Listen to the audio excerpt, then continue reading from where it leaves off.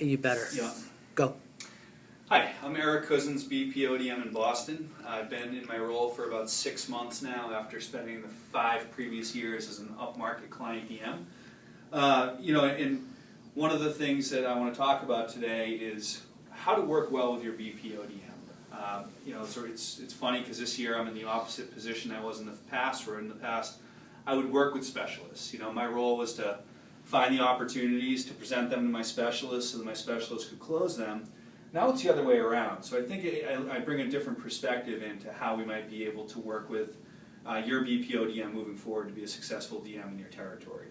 So as a BPO DM, I work with several different DMs, but what you start to see is there's two different, very different type of people out there in the marketplace. You have DM A and you have DM B. So DM A, I've been working pretty closely with. We still have closed 0 deals for the fiscal year, resulting in $0 in roll call. DMB, on the other hand, we've been working together a lot closer and a lot smarter. And as a result, we've closed 3 deals together, resulting in $400K in revenue, resulting in $175K in splits to that DM.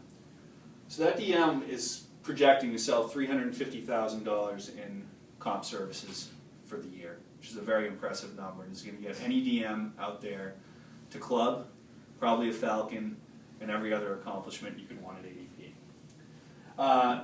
So let's talk a little bit about what makes these DMs very different as far as what their sales process looks like and what the type of activity we have together is.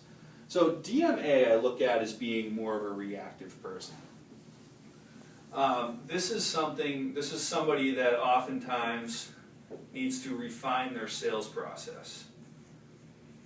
And what I mean by that is many times I'm thrown into situations where people say, I think this is a great company. I think they're a good fit for comp services. We go on a call and ultimately all the client wants to do is talk about their client service issues or their billing, or they really had no idea I was even coming into the meeting in the first place. So ultimately they're throwing shit against the wall and hoping that it sticks. They're also going for the quick hit. This type of person is very quick to pivot back to technology.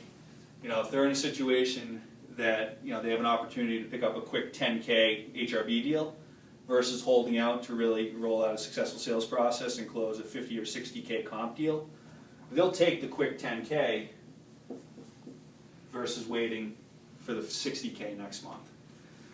So I don't want to focus too much on what this person doesn't do, but what I really want to focus on what DMB does do and the types of activities and things that DMA can be doing in order to become DMB.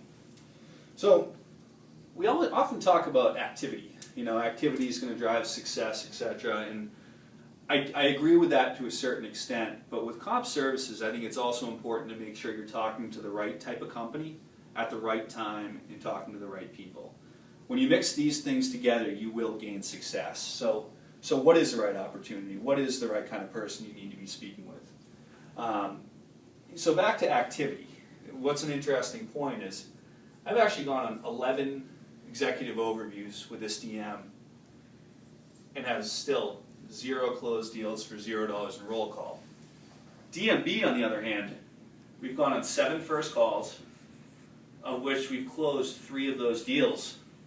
We also have another 2 positioned to close in Q1 here of FY13, or Q3, I should say.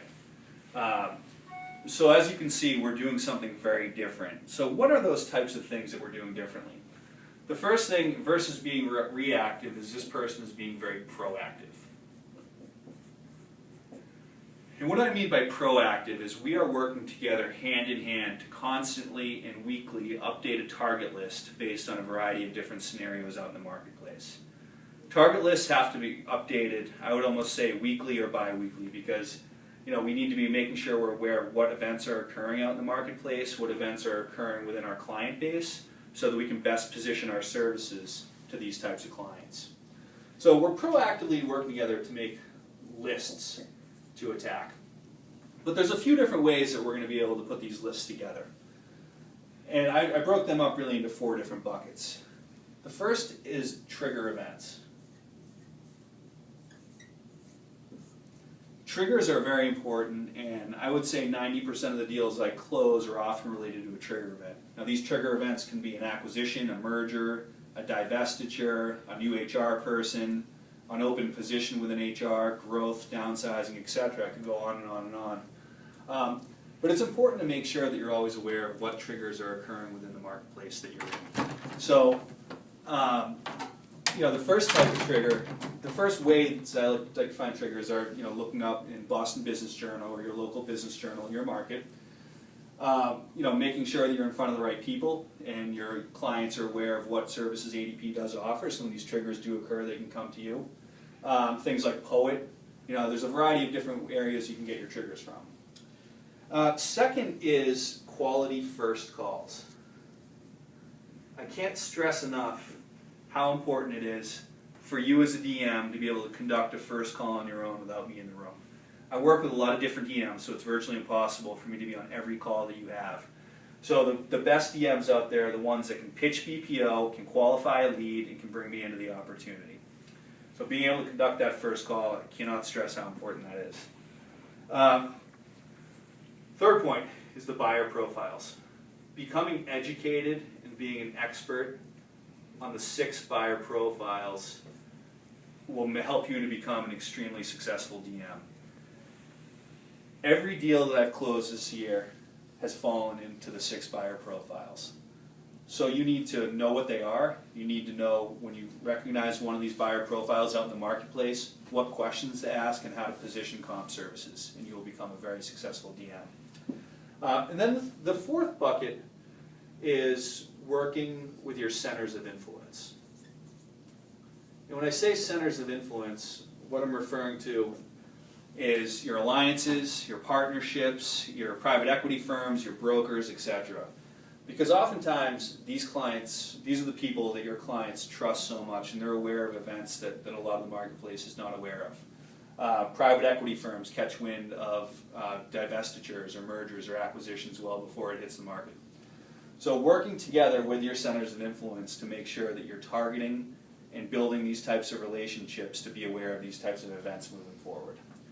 Now if you focus on being an expert in identifying opportunities out of these 4 buckets, it's going to allow you to successfully qualify and create BPO opportunities and create a qualified list that you can work together on. Now, I sit down with these reps generally once a week. Worst case scenario, it's every 2 weeks. We break up our list based on a lot of different things. These 4 are the most consistent things that help us create our list. But once we create that list, oftentimes we'll sit together, we'll do joint phone blitzes together. So working together to call into different type of people within the organization, whether it's me calling up into a company that a DM has had, been stuck at a lower level on, I'm happy to do that type of work with my clients. Whether it's just building that camaraderie and working together to get those opportunities. It's breaking it up. We like to keep our list concise. So that we're focusing on the right amount of clients at any given time. Generally that list only consists of 5 to 10 clients total that we're focusing on. Sometimes we will break it up, we'll call together. Oftentimes we'll split it up and we'll have our homework for the week and we'll circle back the following week to ensure that we've called all the right clients. And oftentimes this means reshuffling the list. Might not be the right time, might not be a good fit. Move it on, find somebody that is a good fit to focus your time and energy on. But by putting together these lists, what it will enable you to do is create qualified leads.